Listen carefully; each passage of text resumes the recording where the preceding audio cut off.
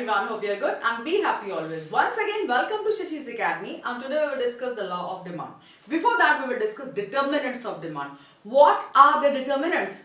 They are the factors which determine your demand or which determine the quantity of your demand. So let's discuss them. The first determinant that we come across is very important, that is price of the commodity.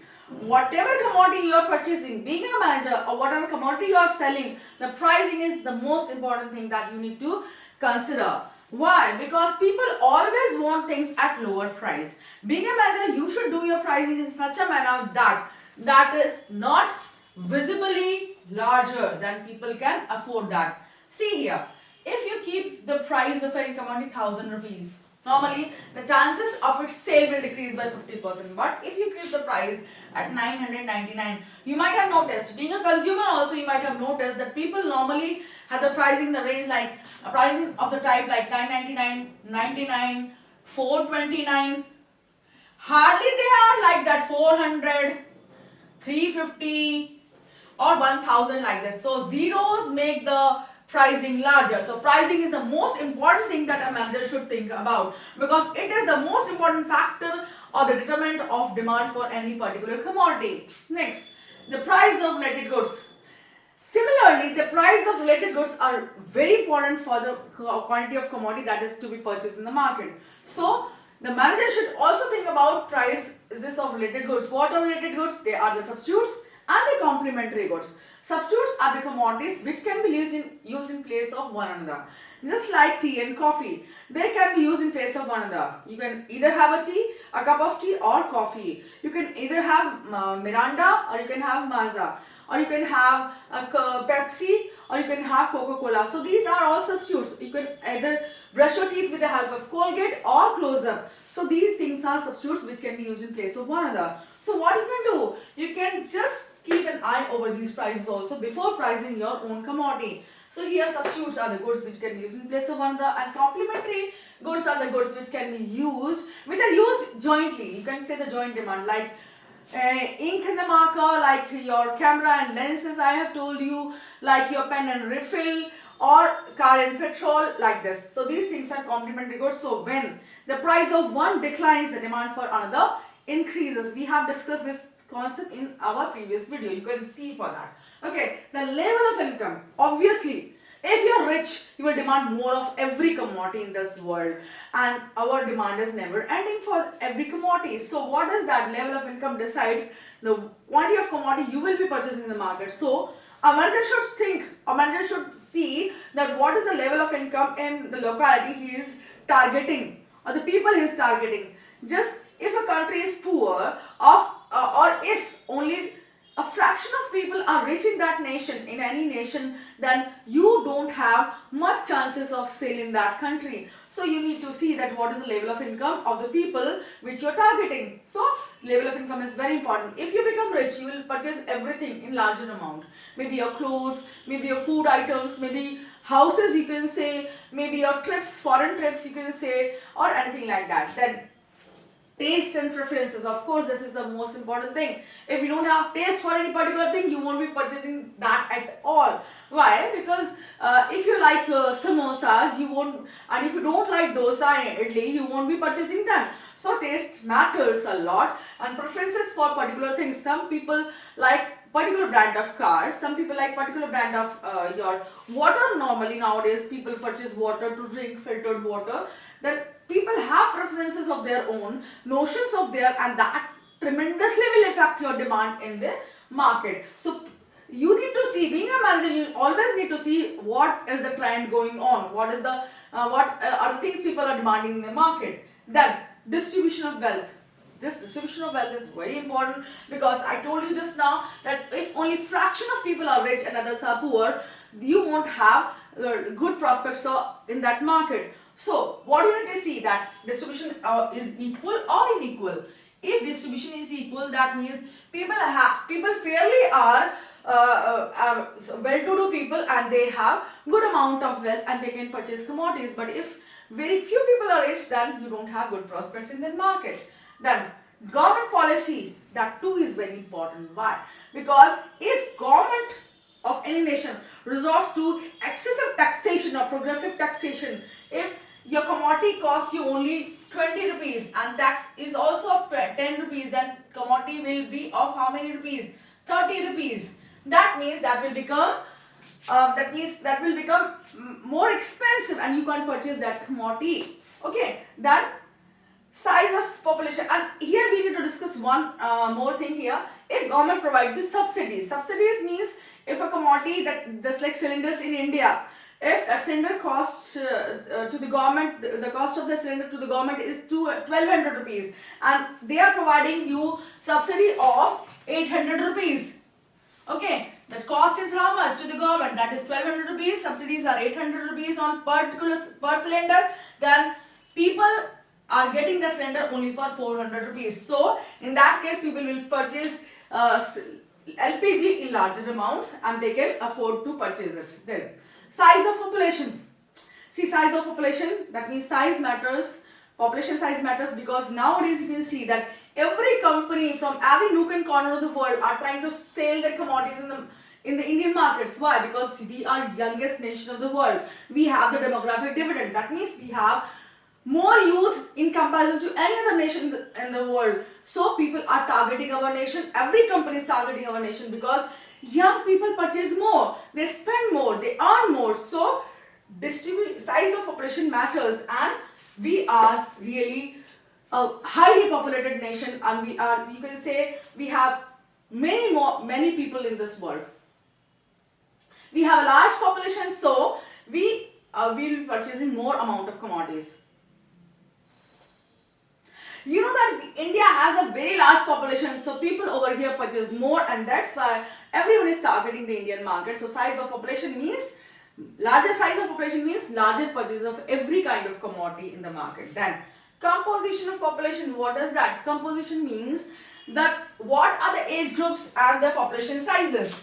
Take for example children, maybe up to 14 years, up to 14, then you can say 14 to 59 you can say, and then, or maybe 18 to 59 you can say, and then 60 and above you can say, okay, or 59 and above you can say, 59 and above.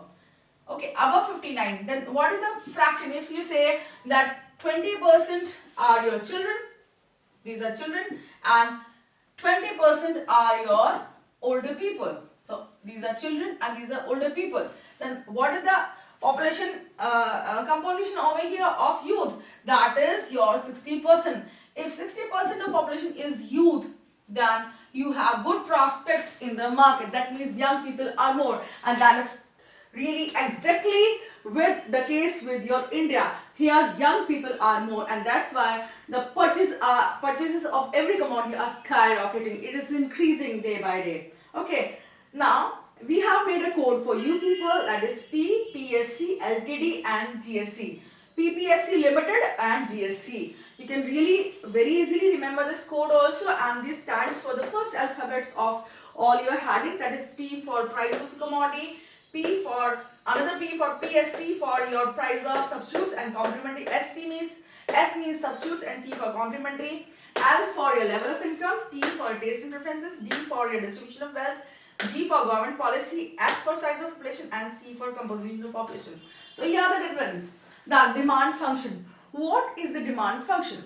See, demand function tells you the functionality or the factors on which your demand depends. Here, that's a technical relationship. It's the equation relationship. Here, this X. Focus on this X. What is this X? This X is nothing but any commodity in this world of which the demand is being discussed. Whatever demand you are discussing, that commodity will be kept here. Say for example, if you are discussing the demand for markers, so I can say the markers, in place of X I can write markers. Or if you are discussing the price of chocolates, I can write here in lieu of X I can write chocolates. CH you can write chocolates. Then if potatoes price is discussed, potatoes you can write here. So the demand of potatoes or demand of markers or demand of chocolates, anything in this world can be kept in this equation. So X means anything in this world. It may be Y also, it may be Z also, it may be potato, tomato, marker, camera, anything in this world. So here, what is the demand? On what factors does the demand depend? Is equal to function of. What is the function? Demand is a function of what? It depends on what? It depends on its own price first of all. Here focus, here X, and here also X, price of X. That means the price of that particular commodity depends, demand of any particular commodity first of all depends on its own price. So price of marker will decide the quantity of or the number of markers one would purchase. Then PR, that is price of related goods. What are related goods? Substitutes and complements. Then again, the price of related goods will also decide your demand for any particular commodity. Then income. Why is income? Income. Richer you are, more the commodities you will be purchasing in the market. So richness or the more money or the amount of money you have decides the amount of demand you can have in the market. Then taste and preferences, of course, they are important. If you have taste for idli, you won't be having a chole bhature, or you can have both of them, but taste matters. What type of commodity you want, then that will matter. Now comes your law of demand. What does the law of demand tell you? Here, other things being equal, if the price of a commodity falls. What are other things being equal means? Other things being equal are these things other than price of that particular commodity. Demand for any particular commodity depends first of all on its price. That means its own price. Then other things are your price of related goods, level of income, all these factors are other things. So other things being equal, when we are discussing law of demand, we need to keep all the other things constant, like price of related goods, income, taste and preference, everything constant, or you can say equal. They are same as before. If the price, now we move on, if the price of a commodity falls, the quantity demanded of it will rise. That means if price is falling, we all know at cheaper prices or when prices are low, we tend to purchase more. So this is obvious. We go to market and we purchase more if the prices are low. So that is written here. The same thing is here. And if the price of commodity rises, when the prices rise, its quantity demanded will decline. Say for example, if this marker costs me, if I'm a teacher and this marker costs me 1000 rupees, so I'll say the 1000 rupees is pretty much, so I'll purchase only one marker. But if the same marker costs me only 50 rupees, then I can purchase 4 or 5 markers also. So demand has increased because price has fallen. So that is the same case over here. See, whenever you study managerial economics or any type of subject, you think, basically managerial economics, that think that if you were there, what you would have done. And now we move on to assumptions. What are the assumptions? Assumptions are basically the conditions on which your law of demand operates. So assumptions are there should be no change in income. That means income should remain change of that consumer. Then price of related goods, that means substitutes and complementary should remain same. Size of population should not increase or decrease. That means if size of population will increase, the demand will increase more. Despite the same price, then here commodity is normal. The commodity should be normal. It should not be a cheap commodity. Then the condition would be different. That we will discuss in your difference paradox. Then equitable distribution of income. Distribution of income should be equal. No one should be super rich and no one should be really pathetically poor. Okay, then here perfect competition in the market. There should be perfect competition in the market. We will discuss the markets and market section. But for now, I can say the perfect competition is the market where all the commodities in the market are homogeneous and none of the buyers and sellers in the market are so powerful that they can either affect the demand or the price of that commodity. So they are powerless. That means price is given to them and they can't decide the price. So that for now it is okay. Now we will discuss individual demand schedule and individual demand curve. Why? Because they are very important for the discussion of your law of demand, and it is not complete unless you discuss and present this demand curve and demand schedule. Here we have price per unit of the commodity in column 1. Then we have quantity purchased or quantity demanded or by any particular individual, because we are discussing individual demand curve and schedule. That's why only one person or one family would be discussed here. So here prices are like 5, 4, 3, 2, 1. There are arbitrary prices. They are hypothetical. There can be any prices in your market. You can keep the price of pastries, whatever you purchase, or the chocolates or the shirts, whatever you want to purchase, and make your own demand curve and schedule as well. Here at rupees 5, suppose here the commodity is toffees. If the price of one toffee or one chocolate, small chocolate, is 5 rupees, then a normal person of a middle class person may purchase 10 toffees or 10 chocolates. Okay. Then at rupees 4, he may purchase 15 toffees or chocolates. at 320, 230, and at 1 rupee he can purchase 55 units. That means what has happened over here? When prices decrease, when price has decreased, what has happened? Your demand has increased. In fact, it has increased or not? It is high, and it is, that means your demand has increased and your prices have decreased. So with decrease in price, your demand will increase. That is the tabular representation. And what is the definition of demand schedule? Demand schedule is the tabular representation of the prices and the quantities purchased by any particular individual. That is individual demand schedule. And what is individual demand curve? Individual demand curve is the graphical representation of the prices and the quantities purchased at those prices by any particular individual. Simple here. Now we can make the graph with the help of this. This is graphical representation of your demand curve. We will read the digits of the quantities and the prices given in the demand schedule, and we can construct our demand curve over here at rupees 5. Here prices have been taken on your y-axis and quantity demanded has been taken on your x-axis. That is a horizontal axis. This is known as horizontal and this is known as vertical axis. Here when prices are 5 rupees, what has happened to your demand? Your demand is 10 units. So here you can see, here you take 5 and 10 over here, join both these points and you have the intersection point over here. Then rupees 5, the demand is 15 units. At rupees 4, the 4 and 15. 15 is somewhere here, you can say locate here 15, the midpoint of 10 and 20, here it is. Your 15, that at 3 rupees, quantity demand is 20, here 20 is here and 3 is here, join them both. And here intersection point of yours, then 2 and 30, at rupees 2 the demand is 30 units, 2, take 2 over here, move your hand over here, or you can take a scale for help. Then at rupee 1, 55. Rupee 1 take over here and this is 55, right? So now you can join all these points and you have your own demand curve. See, you can construct this demand curve with the help of the pastries you purchase, and you can keep the price of pastries over here and you can keep the quantity demanded, your personal quantity demanded at those prices, and you can construct your own demand curve also. And you can write those demand curves in your exams as well, because people will not question unless and until that demand curve is negatively sloping, because it is always negatively sloping. You can't say that at higher prices I will purchase more of the commodity. You will sound like a eccentric person, or you will sound a moral, or you can say, people can say you have gone crazy. At higher prices you are purchasing more. So demand curves have always to be negatively sloping. Okay. Now we will discuss market demand schedule and market demand curve. What is market demand schedule?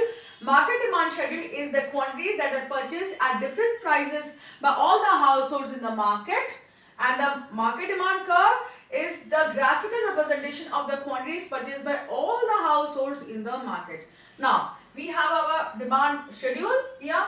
5, 4, 3, 2, 1 prices are same as they were in your individual demand schedule. Then demand for first consumer is same. Then for second consumer we have our 8, 12, 17, 25, 35 at different prices. Then for third consumer also we have same. We are taking only 3 consumers. You can take 4 or 5 and thing like that, because we don't have that much of space. And in exams also you can just take 3 consumers and you can frame your demand schedule and demand curve also. Now add them up. Now 10 plus 8 plus 12 is 30, 15, 12, 18, 45. This way you will add them up all, and now we can construct our demand curve also. So we will see this portion. Okay, how you will see this portion now?